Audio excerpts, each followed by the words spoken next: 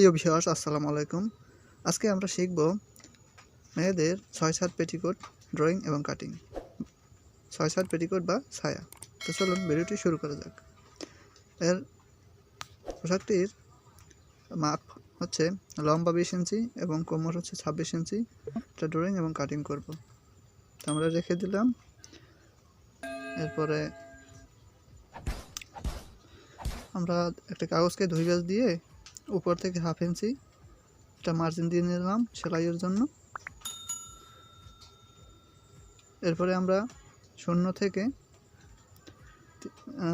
2.5 অথবা 3 ইঞ্চি তে একটা দাগ দিয়ে দেবো লম্বার সাইডে, ভাঁজ সাইডে ফিতা ঘরের জন্য। তো 2.5 ইঞ্চি বা 3 ইঞ্চি এটা কমন নেবেন। হ্যাঁ, আমি 2.5 ইঞ্চি নিয়ে নিলাম। বিপরীত সাইড থেকেও 2.5 ইঞ্চি নিয়ে নেবেন, 3 ইঞ্চি। উভয় সাইড থেকে, দুই সাইড থেকে 3 ইঞ্চি করে নিয়ে নেবেন।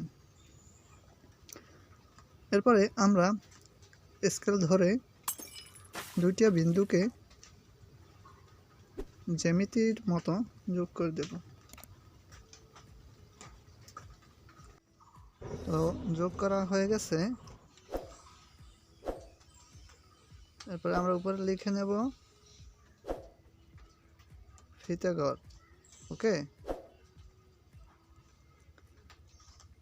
তো এই সাইড এইটুকু হলো ফিতা ঘরের জন্য। এটা হচ্ছে আমরা কয় ইঞ্চি নিয়ে নিলাম সেটা লিখে নিচ্ছি যে 2.5 ইঞ্চি। তো আমরা এই যখন এখানে লিখে দিলাম 2.5 ইঞ্চি, তো বিপরীত সাইড থেকেও 2.5 ইঞ্চি হবে। পূর্বে বলেছিলাম 3 ইঞ্চি, 3 ইঞ্চি না, যেটা লিখেছি সেটাই 2.5 ইঞ্চি। আর উপরে আমরা এই যে লিখে দিলাম চওড়া। তো এই যে দেখুন, আমরা কাগজে মাপ অনুযায়ী কাগজ শর্ট পড়ে, তাই আমরা একটু 26 থেকে 24 কমাই আনছি। যদি তাতেও না হয় তা আমরা আরও 2 ইঞ্চি কমিয়ে নিয়ে, অর্থাৎ মাপে যাতে কাগজ সঠিক থাকে, চওড়া বা লম্বা। যদি কাগজ বেশি থাকে তাই বাড়িয়ে নিতে পারেন, যদি কম থাকে তাহলে মাপটা একটু কমিয়ে নিতে পারেন, কিন্তু সূত্র একই থাকবে। তো আমরা 0 থেকে নিয়ে নিলাম 12 এবং 14 ইঞ্চিতে দাগ কেটে নিলাম। 12 হচ্ছে পোশাকের চওড়া এবং এর সাথে 2 ইঞ্চি যোগ করে 14 ইঞ্চি নিয়ে নিলাম। নিচেও সেই একইভাবে রেখা টেনে নেবেন, বিন্দুগুলো দিয়ে নেবেন। তারপরে স্কেল দিয়ে রেখাটা যোগ করে দেবেন।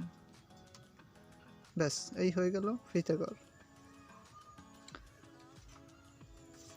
এরপরে আমরা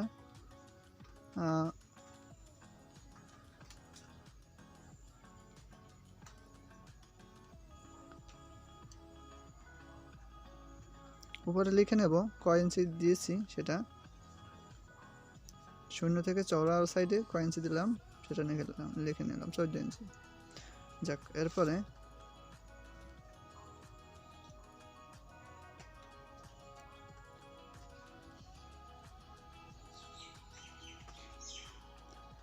আমরা এখন 2.5 ইঞ্চি থেকে 1 ইঞ্চি ফাঁকা রেখে লম্বার মাপটা নিয়ে নেব। লম্বার সাইড থেকে যে সাইডে ভাঁজ রয়েছে, আপনারা অবশ্যই আমার পূর্বের ভিডিওগুলো দেখবেন, তাহলে বুঝতে কোনো অসুবিধা হবে না। আচ্ছা, আমরা এখানে 14 ইঞ্চি লিখে নিলাম উপরের মতো। এটা আপনাদের বোঝানোর জন্য।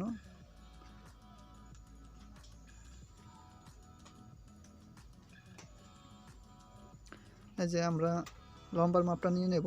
যদি দেখি কাগজে শর্ট পড়ে, অর্থাৎ মাপ যা আছে তাতেও কাগজে হয় না, কম হয়ে যায়, তখন আমরা একটু কমিয়ে নেব। হ্যাঁ, লম্বার মাপটা একটু কমিয়ে নেব, শুধু এটা প্র্যাকটিস বা শেখার জন্য।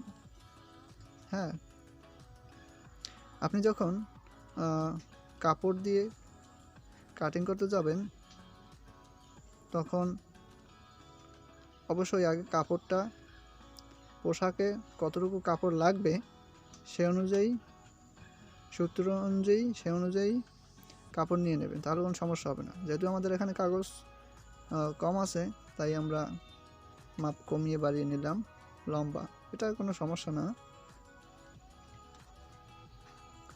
তো আমরা 1 ইঞ্চি গ্যাপ রেখে সেখান থেকে লম্বার মাপটা নিয়ে নেব। উভয় সাইড থেকে আমরা 1 ইঞ্চি গ্যাপ দিয়ে দিলাম, ওই বিন্দুতে আমরা রেখা টেনে নেব। তো পরে আগে আমরা লম্বার মাপটা দিয়ে নিই। লম্বা আমরা দিয়েছি 16 ইঞ্চি, ঠিক আছে। এই যে দেখুন 17 ইঞ্চির পর একটু আছে কাগজ বাকি, তো আমরা 17 ইঞ্চি যাব না, 16 ইঞ্চি দিয়ে দিলাম। অন্য সাইড থেকেও আমরা 16 ইঞ্চিতে একটা বিন্দু দিয়ে নেব।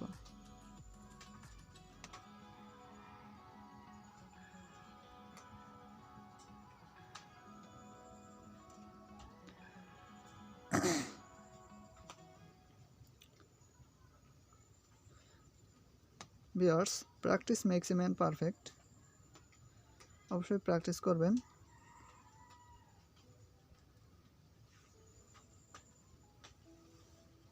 আমরা লম্বার মাপটা নিয়ে বিপরীত সাইড থেকে এবং অনুকূল সাইড থেকে, দুই সাইড থেকে লম্বার মাপটা নিয়ে আমরা বিন্দু দিয়ে রেখা টেনে নিয়েছি নিচে, এবং উপরেও আমরা এইমাত্র রেখা দিয়ে নিলাম।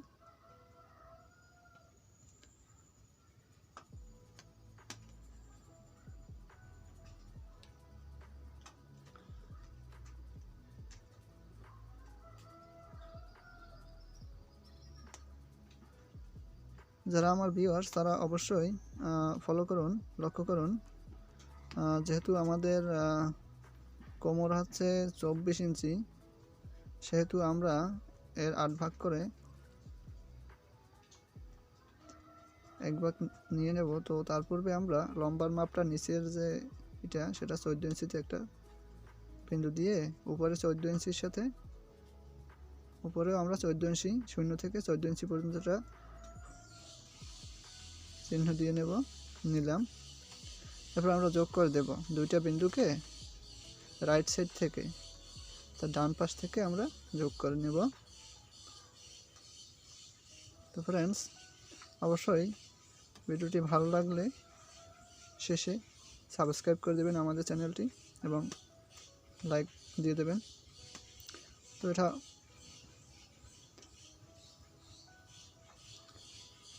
আপনাদের উপর ডিপেন্ড করে, বলার কিছুই নেই। তো আমরা এখানে লিখে দিলাম 14 ইঞ্চি।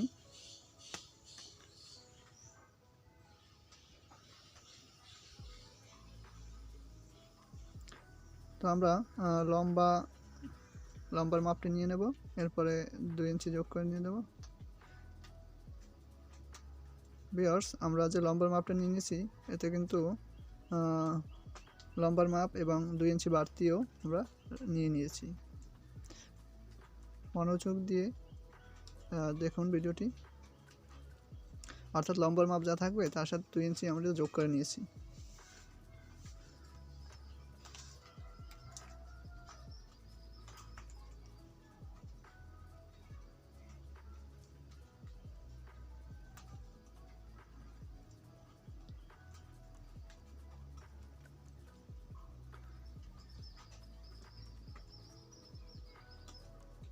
তো এরপরে আমরা যে কাজটি করব সেটা হচ্ছে, যেহেতু আমাদের আয়তক্ষেত্রের মতো হয়ে গেছে বানানো মাপ অনুযায়ী, এবার আমরা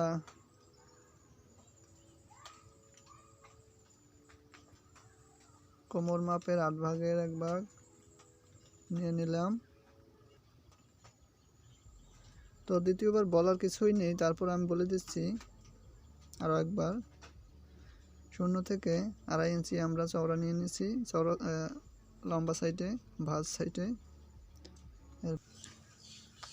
তো অবশেষে কাঙ্ক্ষিত সেই মোমেন্টে আমরা পৌঁছে গেছি। আমরা এবার ড্রয়িং শেষ পর্যায়ে, এক্ষুনি শুরু হবে কাটিং। তো এর জন্যে আমরা প্রথমে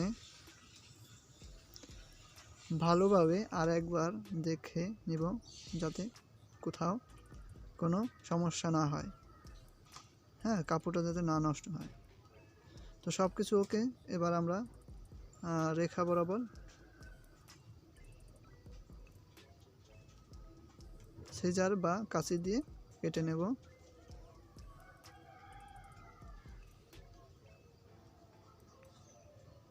এভাবে কাটিং করে নেবেন।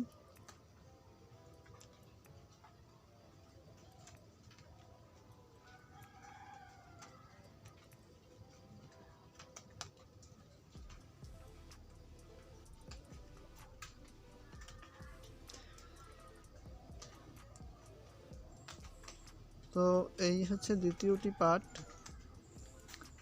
তো আমরা এখন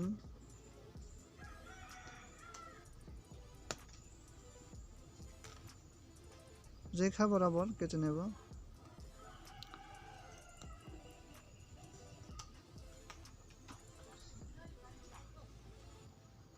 এই যে উপরে আমরা রেখা বরাবর কেটে নেব।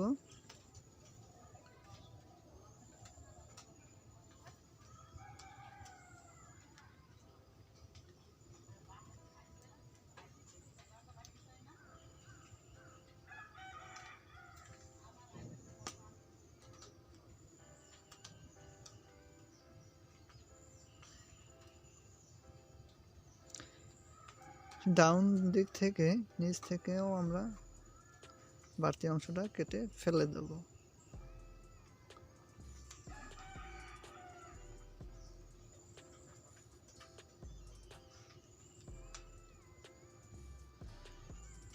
ভিউয়ার্স, কবিতার একটি লাইন আপনাদের শোনাই। ছোট ছোট ভালুকানা বিন্দু বিন্দু জল গড়ে তোলে মহাদেশ সাগরতল। ফ্রেন্ডস, একটু একটু করে অভিজ্ঞতা সঞ্চয় করুন, যা আপনার পরবর্তীতে অনেক বড় অভিজ্ঞতার সঞ্চয় হবে।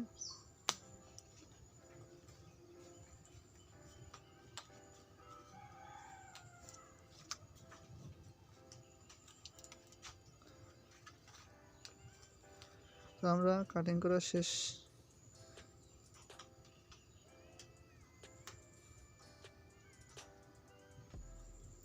তো বলে নেই, যেহেতু সময় বেশি নেই, আমরা নিচের যে পার্ট দুইটি দেখতে পাচ্ছেন, হাতে দুইটা দেখতেছেন, এটা ফিতা করার জন্য, যাক এটা নিয়ে আর আলোচনা করব না। তো নিচে যে দুইটা কল্লি এবং চারটা কল্লি, 6টা কল্লি দেখতে পাচ্ছেন।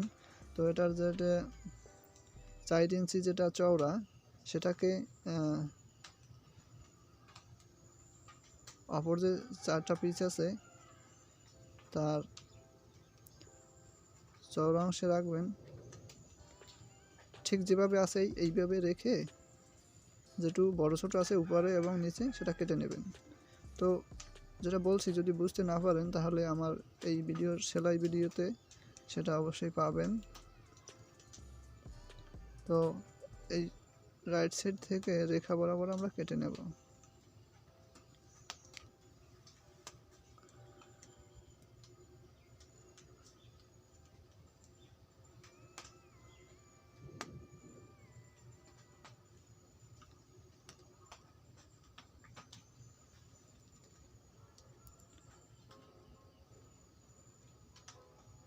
তো কেটে নেওয়া শেষ।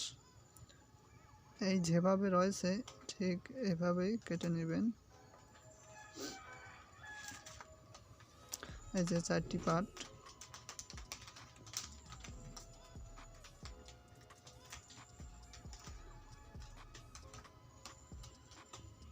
দুইটি থাকবে বড় পার্ট এবং 4টি থাকবে ছোট পার্ট। এখানেও 4 ইঞ্চি, ওখানেও 4 ইঞ্চি, সেটাই দেখাচ্ছি।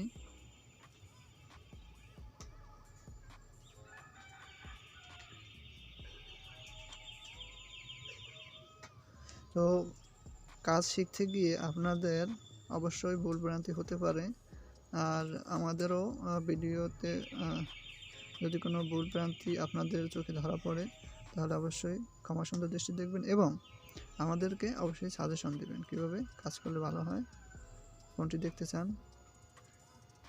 ইত্যাদি।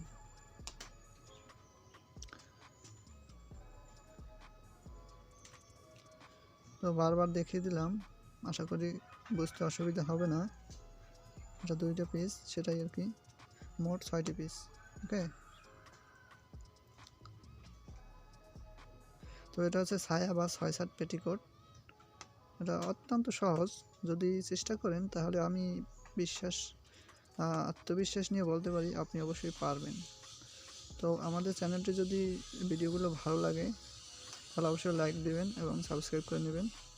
তাহলে হবে কি, ভিডিওগুলো আপনার কাছে সর্বদা পৌঁছে যাবে সময় মতো। তো ততক্ষণে ভালো থাকুন, সুস্থ থাকুন এবং সেলাই ভিডিওর জন্য অপেক্ষা থাকুন। আল্লাহ হাফেজ।